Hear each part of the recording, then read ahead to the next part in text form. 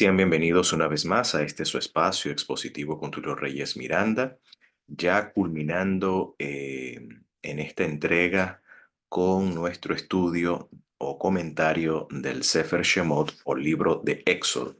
Pues ya culminamos con dos parashat que lleva por título la parashat Vayakhel y la parashat Pekudei. Con estas dos parshat abarcamos el capítulo 35, pasuk número 1, hasta el capítulo 40, pasuk número 38. Y aquí cerramos o concluimos con el Sefer Shemot y ya la próxima semana iniciaremos entonces nuestra travesía con el Sefer Vayikra o conocido como libro de Levíticos, o como en la antigua tradición judía se le llamaba la Torá de los sacerdotes, la Torá de los Kohanim. Ahora, en esta ocasión, bueno, vamos a iniciar y vamos a hacer la correspondiente Beraham, Baru Ata Adonai Eloheinu melech haolam, Asher Kedishanu Bepispotam Betzivanu, al libre Torah. Amén. Bendito eres tú, Señor Dios nuestro, Rey del universo, que nos santificas con tus preceptos y nos has encargado el estudio de la Torah. Beshen Yeshua. Amén. Muy bien, vamos entonces a comentar sobre el capítulo 40, pasuk número 1, donde habla de la culminación de la construcción del Mishkan, es decir, la construcción de la morada, de la habitación o del tabernáculo del Señor, donde éste sería inaugurado, erigido y ungido el primer mes de Aviv, en el novilunio o en la luna nueva del mes de Aviv, cuando inicia el nuevo mes dentro del calendario de la Torá. Dice allí, el Señor habló con Moshe y le dijo, es decir, Vaidaber Hashem, esto es un dibur, ¿ok? Vaidaber Hashem, el Moshe Lemor. Dice, en el día primero del mes primero, esto es el mes de Aviv, que es el mes con que inicia la etapa de la primavera, dice, levanta el santuario, ¿ok? Levanta el Mikdash, es decir, el Ohel Moed, la tienda de reunión o la tienda del encuentro. Entonces, el Eterno mismo da directriz a Moshe de que en el novilunio del mes de Aviv debíase inaugurar, levantar, erigir, en este caso, el tabernáculo. Bueno, el resto de la narrativa comenta sobre la obra de Moshe de colocar o de introducir los muebles dentro del santuario, ¿ok? Habla de toda la labor referente a la erección del santuario hasta que ésta queda culminada. Cuando ya el santuario ha sido santificado, ha sido ungido, ya ha sido inaugurado, dicen en los Pasukim 34 a 35, que aquí es donde yo quiero llegar, dice en ese instante, cuando ya todo estaba erigido, ya Moshe culmina la obra, y es interesante que el sintagma, el verbo que se utiliza para culminar, es el mismo sintagma o es la misma expresión que se utiliza en Génesis 2:2 cuando dice fueron acabados. ¿Ok? Los cielos y la tierra y todo el ejército de ellos. Es el mismo verbo que va a emplear acá para decir cuando Moshe culmina la obra del santuario. ¿Ok? Por eso la tradición rabínica ve que la obra de la creación y la construcción o la erección del santuario, hay una similitud y hay una correlación. Luego entonces dice que en ese instante la nube cubre por encima, ¿ok? La nube tapa por encima el Ohel Moed, la tienda de reunión, pero al mismo tiempo la gloria del Señor, dice, llena el santuario, llena el Mikdash, es decir, la residencia sagrada. Entonces, Moisés dice no podía entrar ya que hubo culminado pues su trabajo.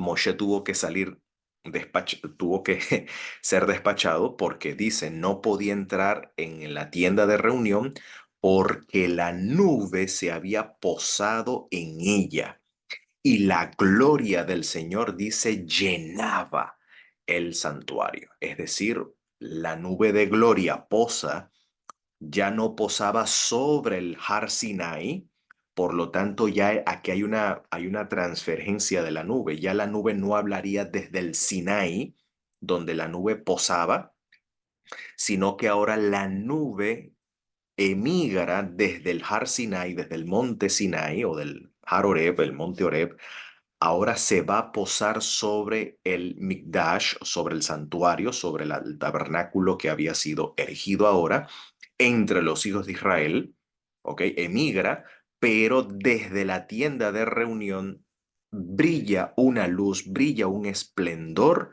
que la luz es tan intensa que los que están en el tabernáculo de reunión, dice, no podían entrar. Así que esta luz va desde el interior, desde el lugar santísimo.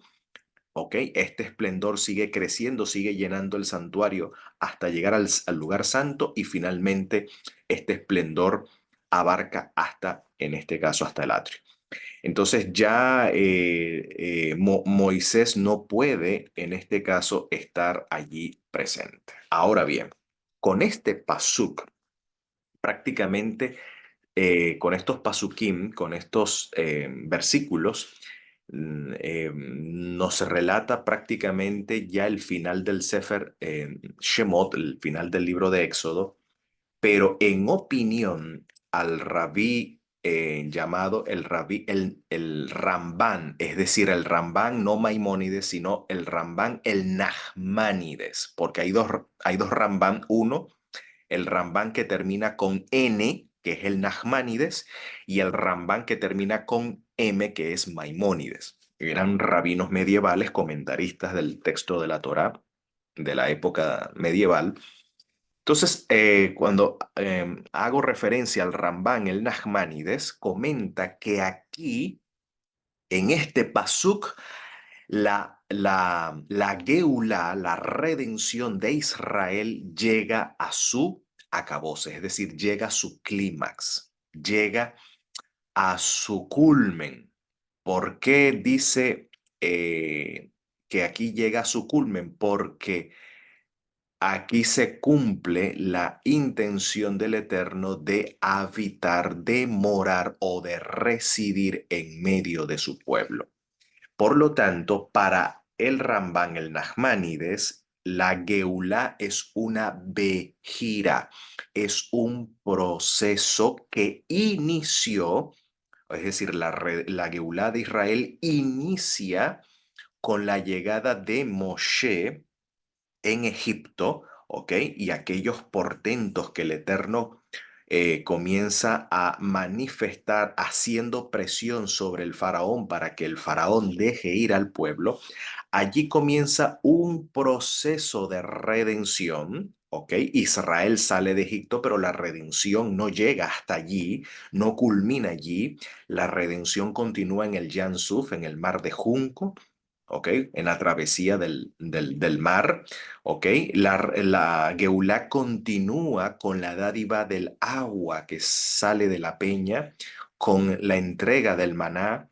La Geulá continúa con la confirmación de la alianza del pacto, pero donde realmente culmina esta vejira, este proceso de redención, es cuando el Eterno sella, ¿ok? Sella este proceso con su presencia habitando en medio de su pueblo. Ahora, esta opinión que dice el Rambán, que dice el Nachmanides, no está disociada del todo con la revelación del Evangelio, porque de acuerdo al Apocalipsis capítulo 21, 1 al 3, precisamente en aquella visión que se le muestra a Johanán sobre cielos nuevos y tierra nueva, está hablando precisamente de ya el clímax de la Geulá, está hablando del culmen de la redención.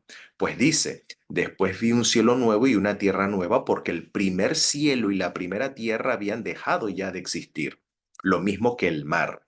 Vi además, dice, la ciudad sagrada, ¿ok? Una nueva Jerusalén que bajaba del cielo procedente de Dios, preparada como una novia hermosamente vestida para su prometido. Dice luego, oí una potente voz que provenía del trono, es decir, de Elohim Abba, del Dios Padre. Oí una voz, una potente voz que provenía del trono y decía, aquí entre los seres humanos, es decir, entre los hombres, está ahora, dice, el santuario, Jeskini Ceú, es decir, la habitación, la morada, el tabernáculo de Dios. Dice, Él habitará, note, el eterno Dios, dice, habitará en medio de ellos y ellos serán su pueblo y Dios mismo estará con ellos y será su Dios. Aquí la Geulá se consuma. Con este, con este evento, entonces se inaugura cielos nuevos y tierra nueva porque ahora, digamos, la presencia de Dios está en medio de su pueblo, ¿ok? Y allí entonces la Geulá se consuma y por eso dice luego, enjugará, esta presencia va a enjugar eh, las lágrimas de su pueblo, ¿ok? Ya no habrá llanto, ya no habrá muerte, ni enfermedad, ni dolor, ni alguna aflicción que azote, en este caso, al pueblo de Dios. ¿Por qué? Porque Dios está con ellos. ¿Ok? Es, Dios mismo habita entre ellos, Dios está con ellos. Entonces aquí, de acuerdo al Apocalipsis, eh, mantiene el concepto judío de vejira de la redención, de ese proceso de redención en el cual llega su clímax cuando Dios habita en medio de su pueblo. Así que el Nachmanides, pues, ya conocía bien esta tradición o esta interpretación, esta transmisión de estas enseñanzas o de esta Torah oral sobre estos pasuquín de la Torah, donde aquí ya la redención en este caso, se consuma. Ahora, pero nosotros nos preguntamos, pero todavía Israel no había sido introducido a la tierra, ¿cómo que en el desierto? Cuando el Eterno habita en medio de su pueblo, la redención se consuma si todavía estaban en el desierto y todavía no habían entrado, en este caso, en la tierra prometida. Bueno, cuando dice la tradición judía que cuando una pregunta es difícil, entonces se echa un cuento, se dice una parábola, porque la parábola va a esclarecer, o sea, un cuento, una gadá, una anécdota, una historia, va a ilustrar, en este caso, ese principio o esa pregunta difícil respecto a la Torá. Y para ello entonces quería comentar la historia de la boda del hijo de el rabino Yehudá Hanasí, conocido como Yehudá el Príncipe, quien fue el que escribió o puso por escrito toda la Torá oral, la Torá Shebe'al Peh, llamado el Sefer de la Mishnah, ¿no? El libro de la repetición, ¿ok? Eh, en este caso, Yehuda Hanasí tenía un hijo, futuro candidato a ser rabino, ¿ok? Estaba ya en preparativos para estudiar Torá por 12 años para convertirse en un rabino. Y, y Yehuda Hanasí pues tenía a un colega rabino, un amigo rabino, también conocido como Joseph Ben Sira, el cual también tenía una hija. Y Yehuda Hanasí quiso o vio conveniente de emparentar con la hija de su amigo, el rabí Yosef Ben Sira, tomar por esposa o tomar por mujer a la hija de Yosef Ben Sira para su hijo, en este caso el hijo del rabino, en este caso Yehuda Hanasí. Bueno, el rabino habla con su amigo, mira. veo a tu hija pues como una mujer fiel, una mujer judía, como mujer adecuada para mi hijo y si estás de acuerdo, pues vamos a hacer el erusim, vamos a hacer el desposorio, si estás de acuerdo. Así que bueno, el rabino le pareció bien, a Joseph Ben Sira estuvieron de acuerdo, hicieron el compromiso, hicieron el erusim, ¿ok? Pero todavía, y por supuesto consultaron con sus respectivos hijos y pues los hijos estuvieron de acuerdo, tanto el novio como la novia estuvieron de acuerdo, aunque todavía no se habían visto, aunque todavía no se conocían, ya se había hecho el desposorio. Bueno, así procede la tradición judía. Es la halajá, es decir, es la norma, en este caso, a seguir, ¿no? Que los padres son los que se encargan de velar por la futura pareja, en este caso, de sus respectivos hijos. Todavía no se conocían. Así que bueno, queda el asunto en compromiso, se lleva a cabo el compromiso, el Erusín, y luego, entonces apenas se concerta una cita donde los novios puedan conocerse. Bueno, el hijo de Yehuda Hanasí queda pues encantado con la joven judía, una joven fiel, una joven, digamos, educada pues dentro de la tradición judía, una muchacha rescatada, una muchacha amante del Eterno, amante de la Torá. Así que el hombre queda pues encantado, queda maravillado y pues ante esta situación estaba pautado que el muchacho primero estudiaría Torá por 12 años para luego entonces consumar esa relación. Ya se había hecho el desposorio, el compromiso, ya la joven había quedado prometida para él, pero el joven, el novio, debía estudiar Torah primero por 12 años y luego entonces casarse. Ese había sido el acuerdo. Pero cuando el joven ve a la chica, ve a la joven, en este caso el joven judío habla con su padre y le dice, padre, mira, yo no, bueno, mejor dicho, primero habla con ella si ella está de acuerdo, si ella está de acuerdo de hablar con sus padres para no retrasar la boda para 12 años, sino para 6 años, es decir, a la mitad del tiempo pautado.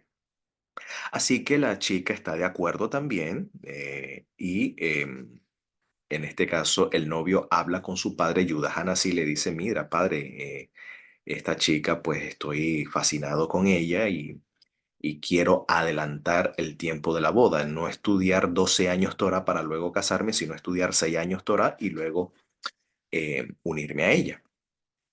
El padre está de acuerdo y le dice, ok, está bien. Hacen el acuerdo y bueno, se queda el compromiso para 6 años.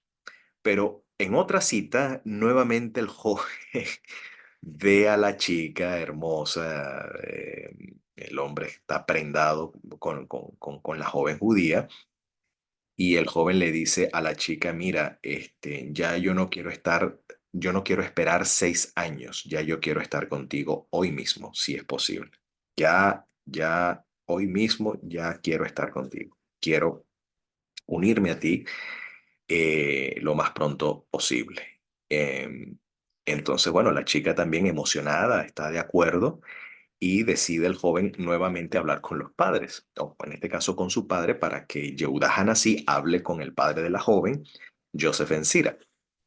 Y mira, padre, discúlpame que yo sé que el compromiso se estableció para 6 años, pero yo quise adelantar la boda, adelantar el Nisuim, ¿ok? Así se le dice en hebreo a la boda, donde se consuma ya la relación.